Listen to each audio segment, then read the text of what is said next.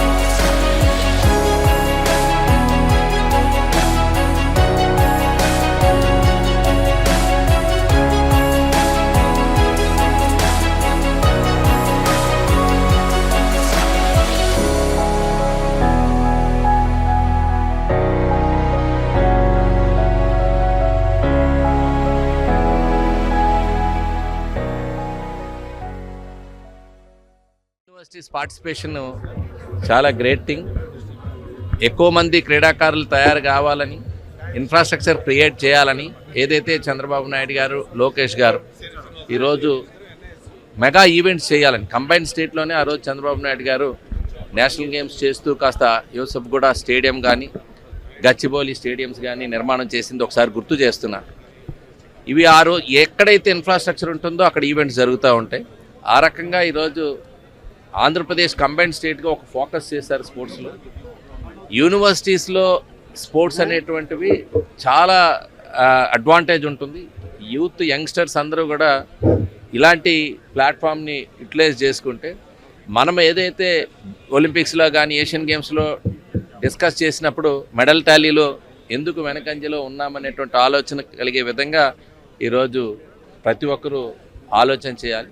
So governments కూడా ఈరోజు highest priority స్పోర్ట్స్కి ఇది ఒక ఎకనామిక్ యాక్టివిటీగా గుర్తించి మా రాష్ట్రంలోనే కాదు బయట కూడా ఈరోజు కంట్రీలో కూడా నరేంద్ర మోడీ గారు ఇప్పుడు మళ్ళా కామన్వెల్త్ గేమ్స్కి మళ్ళీ తీసుకుని రావడం అనేది కూడా చూశారు. కాబట్టి ఒక టోర్నమెంట్ హోస్ట్ చేయటం, ఇన్ఫ్రాస్ట్రక్చర్ క్రియేట్ చేయడం, ప్లేయర్స్ని ట్రైన్ చేయటం, వాళ్ళ నుంచి మెడల్స్ సాధించడం అనేటువంటిది ఫోకస్డ్గా జరుగుతున్నటువంటి తరుణంలో ఈరోజు ఇట్లాంటి ఇంటర్ యూనివర్సిటీస్ మీట్ అనేటువంటిది డెఫినెట్గా వాలీబాల్లోనే కాదు మిగిలిన అన్ని గేమ్స్ని కూడా ప్రమోట్ చేయడానికి యూనివర్సిటీస్ కూడా ప్రైవేట్ యూనివర్సిటీస్, డీమ్డ్ యూనివర్సిటీస్ చాలా వచ్చాయి. ఆ ఇన్ఫ్రాస్ట్రక్చర్ అంతా కూడా స్పోర్ట్స్కి కనుక ప్రాపర్గా ఈ టోర్నమెంట్స్ కండక్ట్ చేయడానికో, కోచింగ్స్ కనుక ఉపయోగించగలిగితే, ఎందుకంటే ఇన్ని యూనివర్సిటీస్ ఈరోజు మన ఈ సౌత్లోనే ఉన్నాయనుకుంటే కంట్రీ వైడ్ అనేక యూనివర్సిటీస్ ఉంటాయి. ఈరోజు బయట కంట్రీస్లో కూడా ఈరోజు మెడల్స్ సాధిస్తున్నటువంటి కంట్రీస్ని మనం కంపేర్ చేసుకున్నప్పుడు ప్రైవేట్ ఆర్గనైజేషన్స్, ప్రైవేట్ సంస్థలు, ముఖ్యంగా యూనివర్సిటీస్ కూడా ముందుకొచ్చి ప్లేస్ని తయారు చేయటం కానీ, వాళ్ళని ప్రాపర్ ట్రైనింగ్ మెథడ్స్ కానీ ఇవ్వడం వల్ల అది సాధ్యపడింది. మనకి కూడా ఇప్పుడు స్కోప్ ఉంది. ఇలాంటి ముఖ్యమైన టోర్నమెంట్స్ కానీ ఏవైనా జరుగుతున్నాయి అంటే సీఎం గారు కూడా అంతే కీన్గా అబ్జర్వ్ చేస్తుంటారు. దానికి తగ్గట్టుగా వీళ్ళు ఇక్కడ ఆర్గనైజ్ చేస్తాం నాకు చాలా సంతోషంగా ఉంది. ఫస్ట్ టైం ఆయన నాకు ఇంకో విషయం చెప్పారు ఏంటంటే వీళ్ళందరికీ బ్రేక్ఫాస్ట్, లంచ్ అండ్ డిన్నర్స్ కూడా ఆర్గనైజ్ చేశారంట. ఎక్కడ చేయరు సామాన్యంగా జనరల్ యూనివర్సిటీస్లో వాళ్ళకి ఏదో టీఏడిఏ ఇస్తారు. సో కానీ ఇక్కడ ఆర్గనైజ్ చేస్తాం ఇంత ఇదిగా అనేది really I appreciate the JNTU college. అన్ని అప్రూవల్స్ కూడా గవర్నమెంట్ నుంచి రావాలి. గవర్నమెంట్ కూడా చాలా చేస్తుంది స్పోర్ట్స్ గురించి. చంద్రబాబు నాయుడు గారు స్పోర్ట్స్ గురించి చేస్తున్నారంటే మర్చిపోలేదు ఒకటి చెప్పాలి. మైనింగ్ కార్యకలాపాలతో పాటు వచ్చే వ్యర్థాల నిర్వహణపై యాజమాన్యులు దృష్టి సారించడంతో పాటు మైనింగ్ కార్మికుల ఆరోగ్యంపై ప్రత్యేక శ్రద్ధ తీసుకోవాలని ప్రకాశం జిల్లా కలెక్టర్ రాజాబాబు పేర్కొన్నారు. చీమకుర్తిలోని గ్రైనైట్ క్వారీని ఎమ్మెల్యే విజయ్ కుమార్తో కలిసి కలెక్టర్ పరిశీలించారు. ఈ సందర్భంగా మైనింగ్ అధికారులు క్వారీలో గ్రైనైట్ రాళ్ల వెలికి తీసే విధానాన్ని వివరించారు.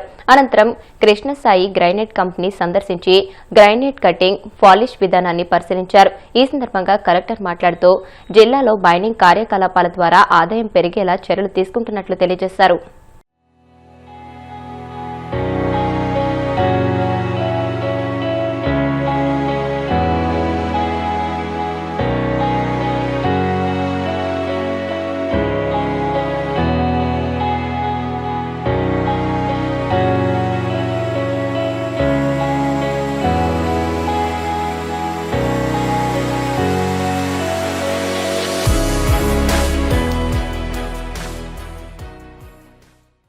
ప్రకాశం జిల్లాలో ఉన్న ప్రజలందరికీ విన్నపం ఏంటంటే ఈ స్క్రబ్ టైపస్ అని చెప్పేసి ఈ మధ్యలో ఒక ఇన్సెక్ట్ కుట్టడం ద్వారా ఒక విపరీతమైన ఫీవర్స్ వస్తున్నాయి, కేసెస్ కూడా బాగా పెరుగుతున్నాయి. బట్ వన్ థింగ్ ఏంటంటే అది దానివల్ల డేంజర్ అయితే లేదు. ప్రజలందరూ కూడా అపోహలో ఉన్నారు. అది కుట్టింది అని అంటే కనుక చనిపోతారు అనే అపోహలో ఉన్నారు. దయచేసి అది కాదది. పుట్టిన తర్వాత ఇమ్మీడియట్గా మనకి ఒక జ్వరము, ఫీవరు, తర్వాత చలి జ్వరం లాంటి చిన్న సిమ్టమ్స్ ఉన్నాయి. ఆ సిమ్టమ్స్ ఉన్నప్పుడు ఇమ్మీడియట్గా మా దగ్గర ఉన్నటువంటి పిహెచ్సికి వెళ్తే అది డయాగ్నోస్ చేసి చిన్న ట్యాబ్లెట్స్, పారాసెటమాల్ లాంటి ట్యాబ్లెట్స్తో కూడా క్యూర్ అయిపోయే పరిస్థితి ఉంటుంది. అలా కాకుండా దాన్ని నెగ్లెక్ట్ చేసి మీరు చెప్పకుండా వదిలేసేస్తే అదే ఫర్దర్ కాంప్లికేషన్స్ డెవలప్ అయ్యి దాన్ని మళ్ళీ ఫర్దర్ ట్రీట్మెంట్కి వెళ్ళవలసిన పరిస్థితి వస్తుంది. మ్యాక్సిమం ఇవన్నీ కూడా ఇప్పుడు మనకు 2-3 కేసులు వచ్చినాయి ప్రకాశం జిల్లాకు సంబంధించి.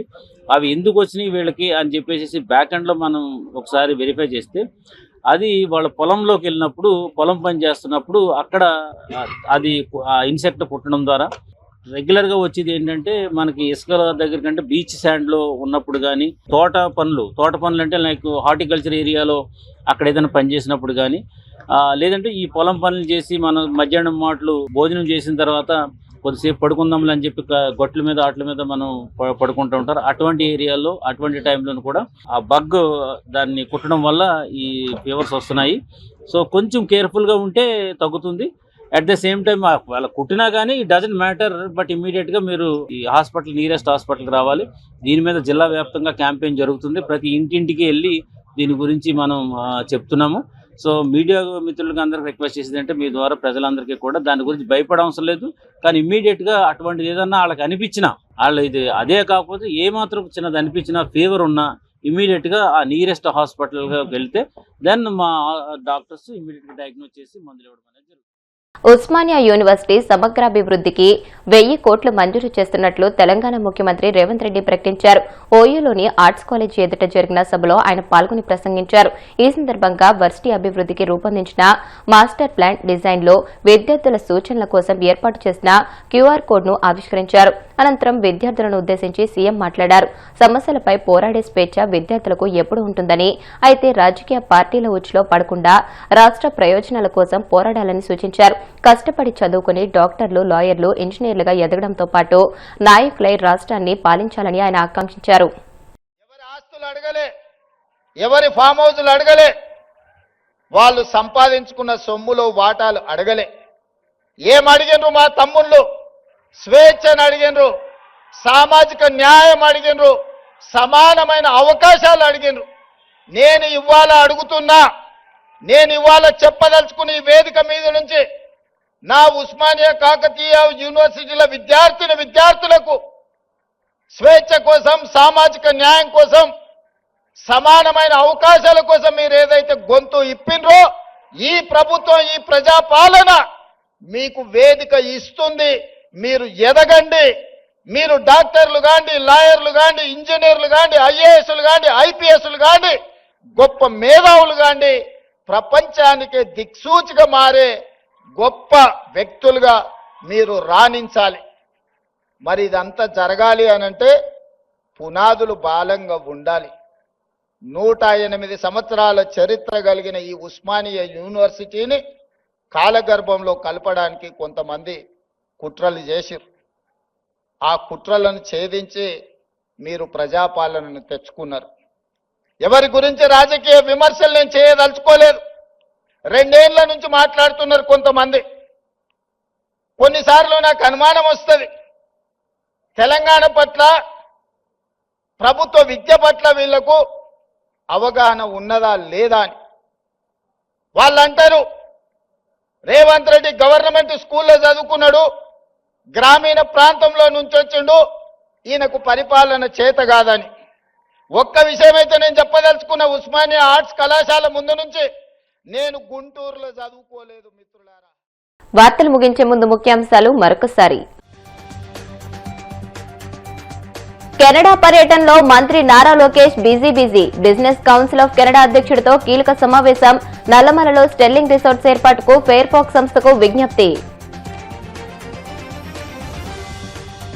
ప్రభుత్వ మెడికల్ కాలేజీను కూటమి ప్రభుత్వం పీపీపీ పేరుతో ప్రైవేటు పరం చేయాలని చూస్తుంది. మండిపడ్డ YCP MLC Botsa Satyanarayana.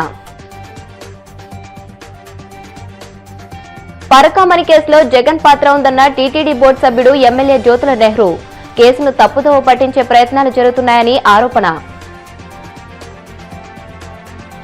OU అభివృద్ధికి 1000 కోట్లు మంజూరు చేసిన తెలంగాణ ప్రభుత్వం. విద్యార్థులు రాష్ట్ర ప్రయోజనాల కోసం పోరాడాలని సీఎం రేవంత్ రెడ్డి పిలుపు. ఈ వార్తలు ఇంతటితో సమాప్తం. మరిన్ని వార్తల కోసం BCN digital YouTube channel, Facebook page ని ఫాలో అవ్వండి. అప్డేటెడ్ వార్తల కోసం ప్లీజ్ సబ్స్క్రైబ్.